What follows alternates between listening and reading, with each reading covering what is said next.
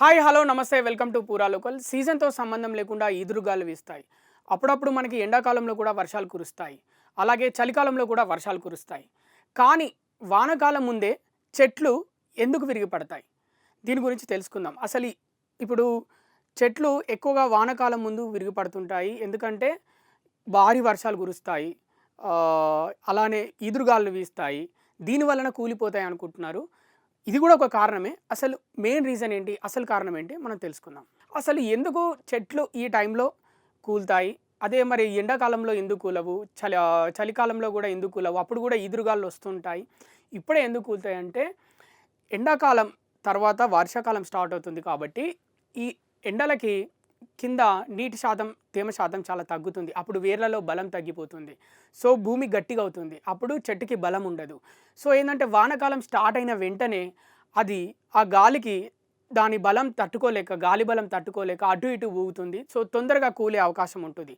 అది ఎందుకంటే కింద తేమ శాతం తక్కువ ఉంటుంది. అలాగే వర్షం పడిన వెంటనే భూమి పదనవ్వడం వల్ల, అలాగే గాలి వీయడం వల్ల తొందరగా కూలే అవకాశం ఉంటుందన్నమాట.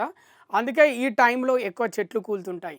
కానీ ఇవాళ ఒకటి విషాద సంఘటన చోటు చేసుకుంది. హైదరాబాద్ బొల్లారంలో కంటోన్మెంట్ ఆసుపత్రికి చికిత్స నిమిత్తం వెళ్ళిన దంపతులు చికిత్స అయిపోయిన తర్వాత తిరిగి వస్తుంటే వారిపైన భారీ చెట్టు, ఒక పెద్ద చెట్టు ఆ దంపతుల మీద పడడం జరిగింది.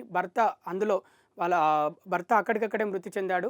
భార్యకి గాయాలయ్యాయి. ఆమెను వెంటనే గాంధీ ఆసుపత్రికి తీసుకెళ్లారు. ఇదొక సంఘటన చూసుకుంటే మనం, అది హైదరాబాద్లో జరిగింది. చెట్టు విరిగి వారి మీద పడడం ఇది చాలా బాధాకరమైన విషయం. ఇంకొకటి చూసుకుంటే ఏంటంటే ముంబైలో రీసెంట్గా ఒక పెద్ద బిల్బోర్డ్ హోర్డింగ్, అంటే మనకు అడ్వర్టైజ్మెంట్లు వేసే అది టవర్ కూలి రోడ్ మీద పడిపోయింది. రోడ్ మీద పడితే దాదాపు 14 మంది అక్కడికక్కడే మృతి చెందారు. చాలా వరకు వాహనాల మీద పడడం వల్ల వాహనాలు ధ్వంసమైపోయాయి. అలాగే చూసుకుంటే ఒక పెట్రోల్ బంక్ మీద సగం వరకు పడింది. పెట్రోల్ బంక్ సగం నాశనం అయిపోయింది, వంగిపోయిందనమాట. ఎందుకంటే ఇలాంటి పరిస్థితులు ఉన్నప్పుడు చాలా జాగ్రత్తగా ఉండాలి. ఎందుకంటే వానాకాలం స్టార్ట్ అవుతున్నప్పుడు అందరూ చాలా జాగ్రత్తగా ఉండాలి. ఎందుకంటే రోడ్లపైన మ్యాన్ హోల్స్ తెరిచి ఉంచుతారు. ఎందుకంటే వాటర్ ఎక్కువ వర్షం కురిసి అలాగే నిల్వ ఉండకుండా మ్యాన్ హోల్స్ తెరుస్తారు, తొందరగా వాటర్ వెళ్ళిపోవాలని.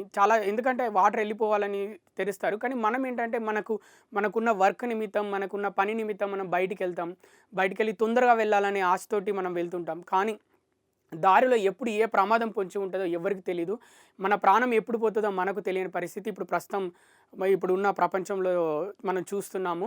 ఎందుకంటే దంపతులు హాస్పిటల్కి వెళ్ళి చికిత్స అయిపోయిన తర్వాత హ్యాపీగా ఇంటికి వెళ్తున్న సమయంలో అక్కడికక్కడ ఆయన మృతి చెందడం చాలా విషాదకరం. అలాగే ముంబైలో చూసుకుంటే 14 మంది హ్యాపీగా సాయంత్రం పూట వర్షం కొడుతుంది, ఆఫీసులు అయిపోయి ఇంటికి వెళ్తున్నారు హ్యాపీగా.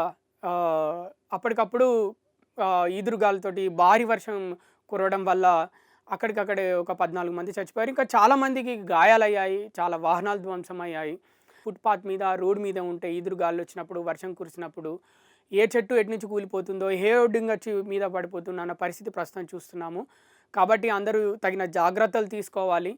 ఎందుకంటే ఇప్పుడు వర్షాకాలం స్టార్ట్ అవుతున్న టైంలో అందరం వర్షాకాలం స్టార్ట్ అయింది అనే సంతోషంలోనే ఉంటాం. కానీ ఆ వర్షం తెచ్చే నీటితో పాటు మనకు వచ్చే ముప్పు కూడా అంతే ఉంటుంది.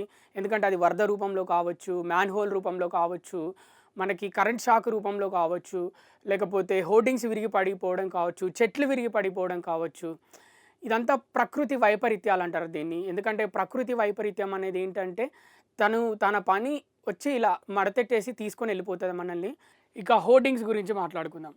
హోర్డింగ్స్ అయితే అవి ఎంత ఎత్తు ఉండాలి, ఎంత వెడల్పు ఉండాలి? మన దేశంలోని ప్రతి రాష్ట్రంలో ఆ మున్సిపల్ నిబంధనల ప్రకారం ఎంత హైటు, ఎంత వెడల్పు చూసుకుంటూ పోతుంటే రోడ్కి హోర్డింగ్స్ సంఖ్య పెరుగుతూనే ఉంది కానీ తగ్గట్లేదు. గల్లీ నుంచి మొదలు పెడితే మెయిన్ రోడ్ వరకు కూడా హోర్డింగ్స్ అన్నీ పెట్టేస్తున్నారు. సో వీటి వల్ల కూడా ఈదురుగాలులతో కూడిన వర్షం కురిసినప్పుడు కింద పడే అవకాశం ఉంది. చాలా కింద పడిన సంఘటనలు, హోర్డింగ్స్ కింద పడి ప్రాణాలు కోల్పోయిన సంఘటనలు కూడా చాలా వరకు ఉన్నాయి. అలాగే వాహనాల మీద కూడా హోర్డింగ్స్ పడిన సంఘటనలు చాలా ఉన్నాయి. మళ్ళీ మరొక మంచి టాపిక్తో కలుద్దాం. చూస్తూనే ఉండండి పూరా local. Don't forget to subscribe.